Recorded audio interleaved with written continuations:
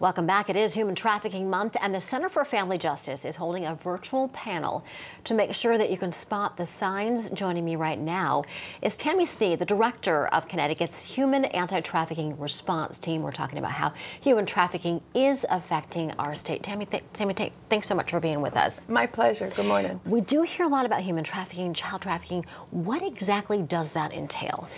In really simple terms, it's forcing an individual to perform commercial sex acts and or labor without pay or compensation. That's usually required in normal jobs that we all hold on a daily basis.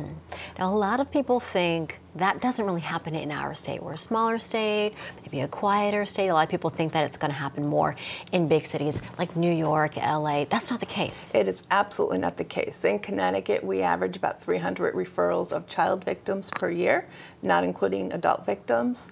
And that's been consistent over the last couple of years. And we've had cases in every county in our state.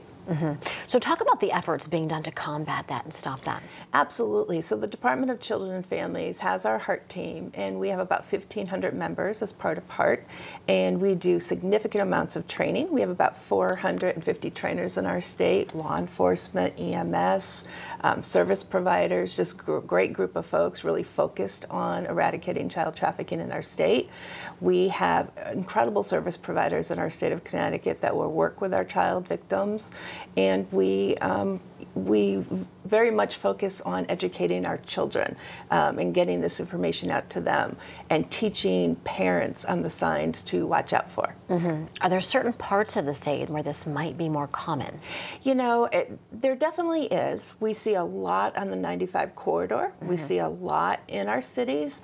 But I don't want to minimize the fact that we have a lot of cases in every part of the state, areas that you would have no idea. Right. The sad reality is a lot of this recruitment, particularly of our children, happen online. Right. So the internet and that can really happen anywhere. That is the scary part. Absolutely. So what do we as parents need to know? What do we need to make sure our kids know? So first, we have to understand the internet, right? Kids are usually 50 steps ahead of us on the internet, so we have to educate ourselves on the internet.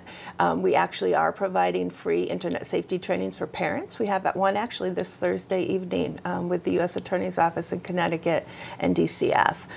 We have to pay attention to what's going on with our kids. If we see behaviors where the kid is now more inward, or externalizing a lot of behaviors that's out of the norm for them, kids that are going missing for periods of time, kids that are bringing home things of value that don't make sense, that we know our children don't have that money to do that. Right, like how did you get that? How did you get it? Injuries, right? Kids that are losing a lot of weight. There's, it's things that are just out of the ordinary for the kid. And certainly some of this can be due to other issues, but we now have to realize that human trafficking is happening at an alarming amount in Connecticut, and we have to put that in our bucket of consideration as well. So it sounds like what you're saying is a lot of kids can be going out and doing this and being influenced and still be coming home to their home and their families, because a lot of people think of child trafficking or human trafficking as someone who is away from the home and missing. Right, absolutely. No. But that's not always the case. No, not at all. The majority of our cases, 60 to 70% of our kids that are victims of trafficking are living at home at time of victimization. And the vast majority of those cases, the parents have no idea. Wow, that is really, really scary. Shocking. Yeah, yeah, it's really because, scary. like I said, I think most people think of it happening to people who have gone missing. Right, right. No, and that is absolutely not the case. It's not like you see in the movies, right? It's not that white van, right? Right. It's these kids are being groomed. They think so they're not being held against their will. Absolutely not. Right. So what are some other warning signs that people might be on the lookout for as they're out in their communities?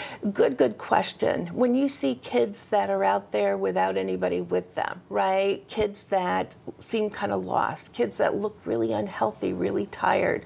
We had a case in Mystic, Connecticut where a kid was on the side of a road and somebody called in because they were worried that she didn't look healthy, two, she looked really lost and scared. And lo and behold, she was a victim of trafficking. And so it really takes people paying attention and not being afraid to call it in, not being afraid to say, hey, that's a red flag. Absolutely. Can somebody check into that? Please, yes, please call it in. Yeah.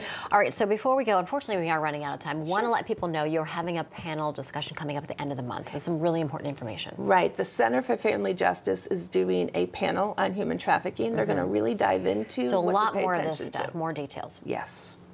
So 30th, 11 a.m., virtual, so anybody can attend, and we really encourage everybody to participate. So please register, right? Please register. Tammy, thanks so much. My really pleasure. Very important stuff, important Absolutely. information. Thanks for having your me. time. Absolutely. Thank you for coming in.